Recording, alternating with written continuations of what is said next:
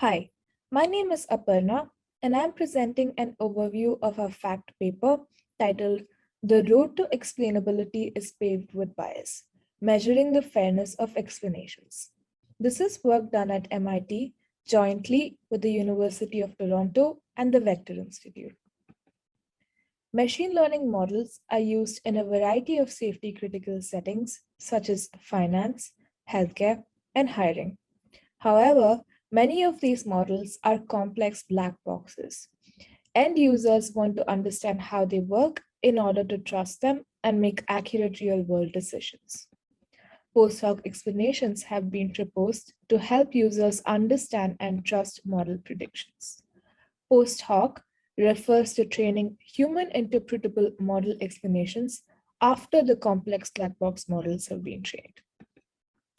I'll walk through two common approaches to training post-hoc explanations. First, global explanations. Global explanations are simple descriptions of the complex black box. For example, consider the curved black boundary line in the figure. The red dashed line is a linear approximation of its behavior, which approximates the decision boundary with good average performance. In practice, such global explanations may be nonlinear but interpretable. For example, the red text can be a rule-based approximation of a curve like the black boundary.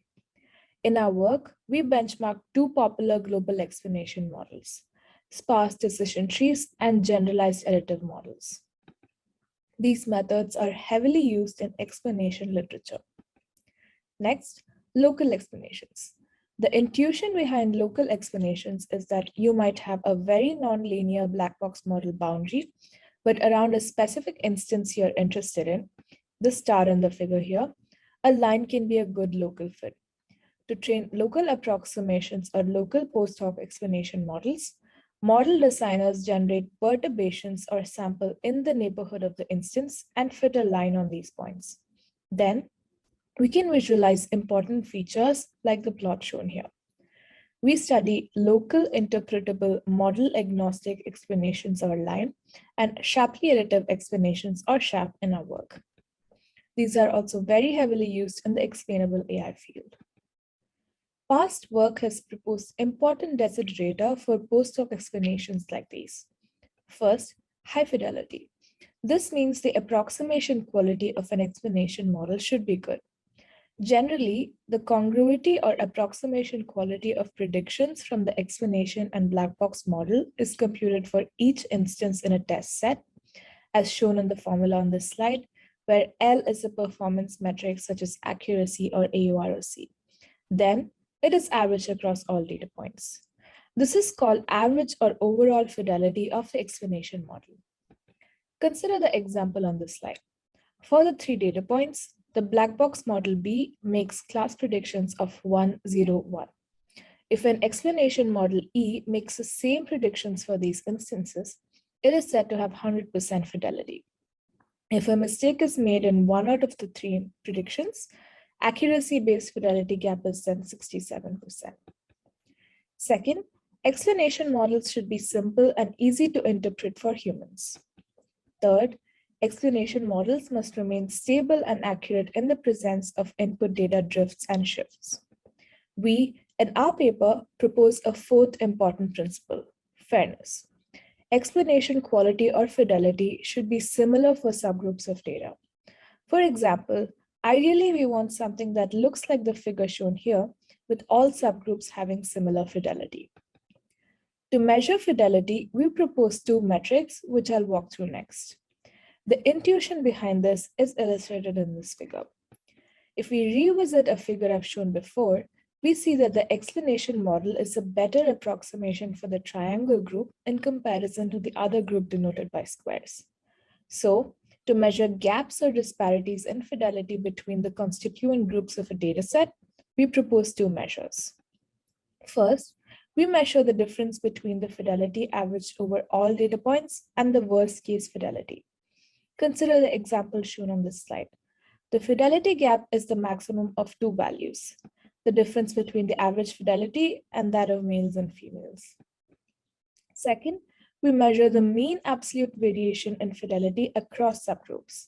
This constitutes taking all possible subgroup pairs, measuring the absolute difference in fidelity between the two items in a pair, and then averaging them. In the example here, we have two groups, so the fidelity gap is simply the absolute difference between the fidelity for both groups. With this background and measurements of interest, our paper is organized in the following way. First, we audit the quality of explanations for popular explanation models by measuring the fidelity gaps. We observe that gaps do exist, so we use robust and balanced training to try and reduce them. We try to understand the reason behind these gaps and simulate the potential impact via a simulated study. Then, we summarize takeaways. In the next few slides, I will present a few highlights of our findings. We use 4 commonly used datasets for fair machine learning and 2 black box model architectures in our experiments. The 4 datasets are adult in a finance setting, LSAC in a law setting, Mimic 3 in a health setting, and recidivism in a US justice system setting. We define subgroups on single protected attributes underlined on this slide, and we train logistic regression and neural network black box models in all cases. We start by auditing the approximation quality of local explanations. On this slide, we show fidelity gaps where the fidelity metric L is AUROC and the black box model is a neural network. We find statistically significant non-zero gaps for Lyme. What does this mean? For example, consider the adult dataset. This means that the approximation quality of the outcome prediction task for one group is low up to 3% times more in comparison to other groups. SHAP has local accuracy guarantees, so no gaps are observed when all features are used. However, if we zoom in on the mimic dataset and actually vary the number of features and explanations, we see that gaps are often higher for more sparse explanation models. This is true for SHAP as well, when we only show feature contributions for top K features. Now, we similarly audit global explanation models. We observe similar trends and often larger gaps.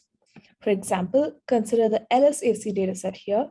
The difference in quality is up to 5.8%. Zooming in again on the mimic dataset, we observe that fidelity gaps vary with the number of features used. Thus, it is important to consider when we build very sparse post-hoc explanations. Now, as we observe that fidelity gaps do exist, we use robust and balanced training to reduce these. The intuition here is that we can reweight or upsample regions with more error, often belonging to a specific subgroup during explanation model training. For Lyme, we use a robust training strategy called just train twice, which trains a model to detect what points to upsample first. Then we train the Lyme model again. We find some reductions in fidelity gaps, though not always significant. So if we zoom in on the adult dataset, the improvement is about 2%. However, in global balance training, we don't see much improvement, though some cases look more promising than others. In summary, even with robust and balanced training, non-zero gaps might occur. Now, we try to understand why these gaps occur in the first place. Following past work in fair machine learning literature, we compute the performance of detecting the minority subgroup from the feature representations. So for example, in the adult dataset, this is equivalent to asking the question, given an individual's age, occupation, hours of work per week, etc., can we predict their self-reported sex? Due to statistical correlations in these specific datasets, we find that we can, and the AUROC is substantially higher than 0.5. Past works have shown that proxy information can be used indirectly in model training and drive performance disparities as shown in the figure. We hypothesize that fidelity gaps occur due to such group information in feature representations. So we test this hypothesis. We modify the feature representation of the mimic dataset to one with low group information and find that gaps do reduce.